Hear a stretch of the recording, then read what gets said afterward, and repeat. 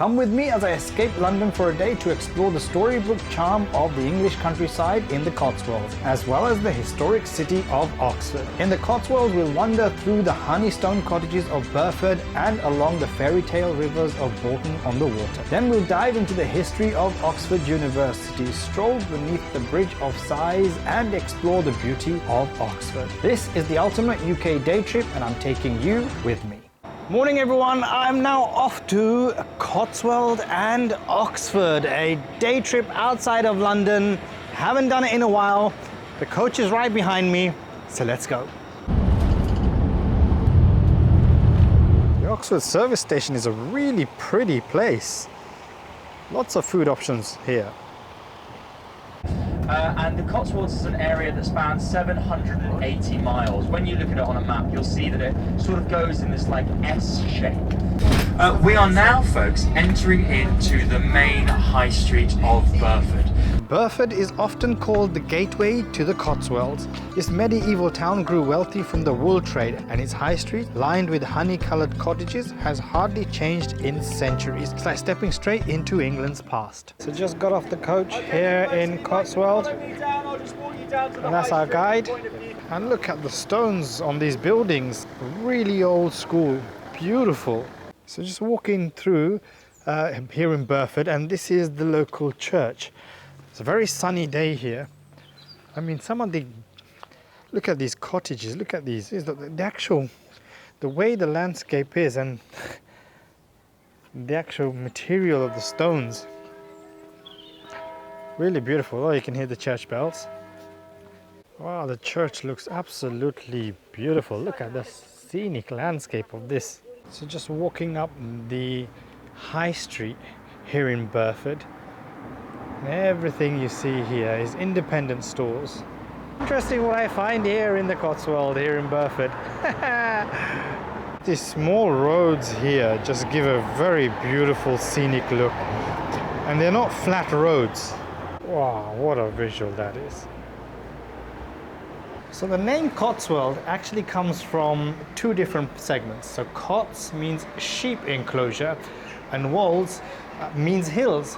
So when you're thinking about Cotswold being an area of trade for the UK for wool, Cotswold, sheep hills. Makes sense, right?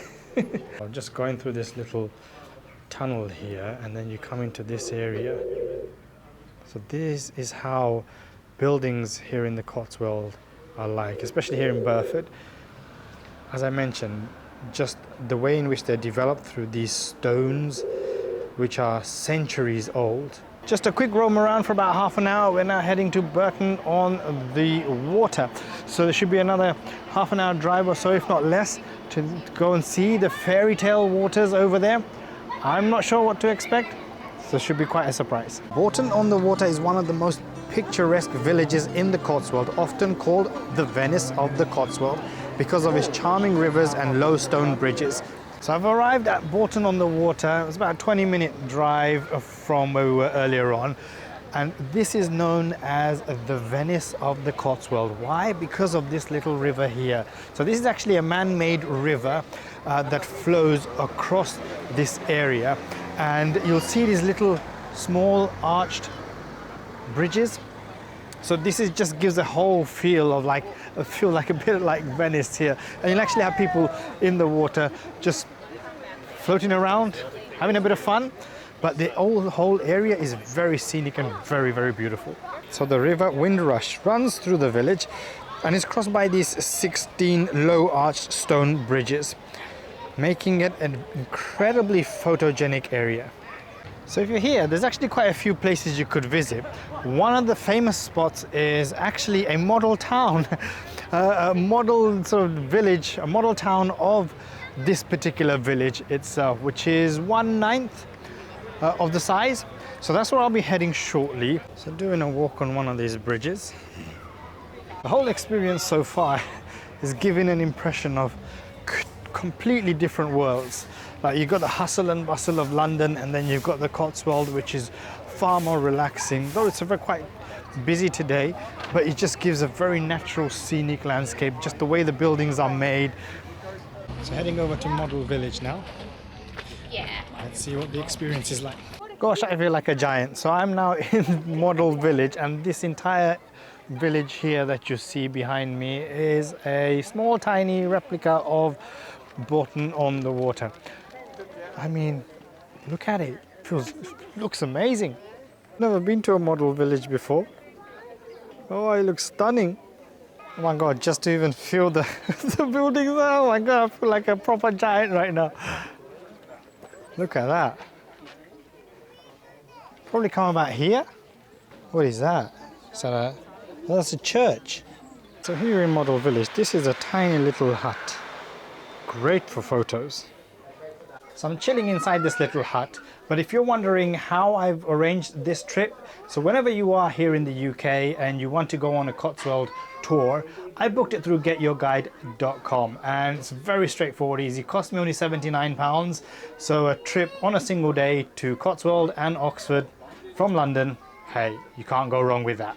Model village just right in front of me. There's a model village within a model village. And there's the Windrush River here on the model village. You can also visit the Motor Museum. And this little character here, Brum, is very famous. I used to watch this during my childhood. It used to be one of my favorite shows.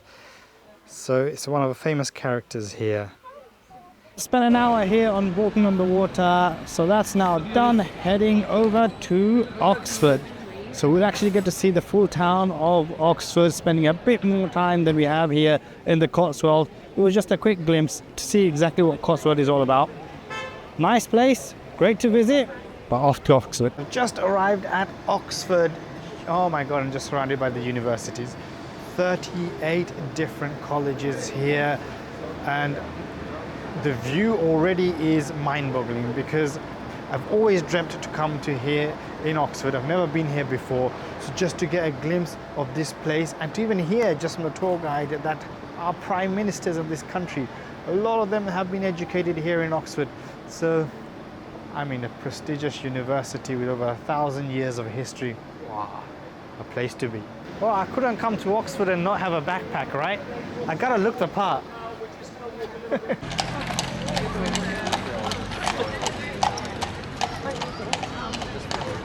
So I've just arrived at Broad Street, and this behind me over there is Balliol College.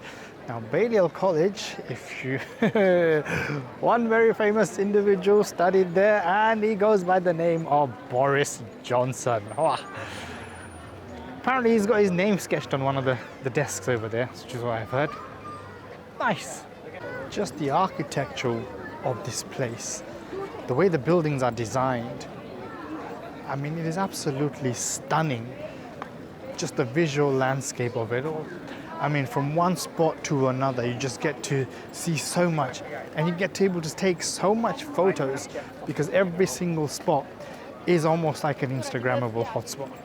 Whenever you're here in Oxford, one of the spots to visit is the Bridge of Sighs.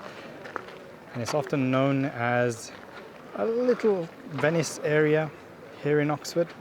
So just having a bit of lunch right now, and the tour guide has left us, so we've got about an hour and a half, 2 hours to free roam Oxford. Jam-packed with tourists here. I mean, Oxford is the heart of studies, right? But it is summer holiday season, so everyone is off campus, and this area is just jam-packed with tourists. Before I reach the Radcliffe Camera, just want to pop into the covered market. This is a nice spot. I think I want to just even take a picture of this area. This market is a beautiful market. These food places, so you never go hungry here. Even clothes, vintage clothing. It's quite nice. This market spot is absolutely a delight. Lots of food, lots of things to see, different types of stores. It's just bringing a lot of the cultural vibes of Oxford here in this market alone. So you want to come here just to experience this outside of the whole university, old school architectural buildings, because this is quite a gem. So just en route to the Radcliffe Camera. Oh my God, just seeing it just in front of me, it looks absolutely beautiful. Oh, the size of that thing. Quite a spectacle this. I mean, it is one of the most iconic spots here in Oxford. And if you are here, you cannot miss this spot. And this is in fact part of the Bodleian library. So a lot of the stuff inside, they're obviously books, but visitors cannot go inside, only students and staff. So with the bridge of size there, you go across, and then this is ahead is the Bodleian library. So right, this part is the Bodleian library. And there's a statue which you see just over there. Now that statue is a guy, his name is Thomas Bodley. So it's his library which he funded. You'll see the letters TB marked on these. So that's for Thomas Bodley. TB there as well, so they don't forget him. Just sketched throughout the whole building. I mean, one guy just wants to never be forgotten, I guess. Well, if you're going to leave behind such a gift to the university, hey, why not? Finish off our tour for today, heading to the Ashmolean Museum, which is the world's first university museum. I mean, Britain is just filled with history, right? 1683 is when this was opened, like blimey. Wow, it is beautiful, isn't it? Look at the pottery here. It's just a personal sort of happiness, a sense of happiness and joy every time I step into a museum. And I'm coming into a section where the designs are, wow. These sculptures are beautiful. Look at that, and they're all over the wall as well. How would you interpret that? Oh, I do miss the Lion King. I'm Timon and this is Pumbaa. And this brings to an end a wonderful day out in the Cotswold and here in Oxford. I mean, we got to see the charm of the villages in Cotswold and also here in Oxford, the university, the beautiful areas and regions here. I mean, it's been a wonderful tour with the host as well, who has been fabulous. But if you want to learn more about things you can do in the UK and places you can visit, you might want to check out my other videos on this particular playlist, where I do share with you my further experiences I've had across the UK, not only in London, but other parts of the UK you'll be able to enjoy. Thanks for tuning in to Sabril on the Move, and I'll see you on my next video.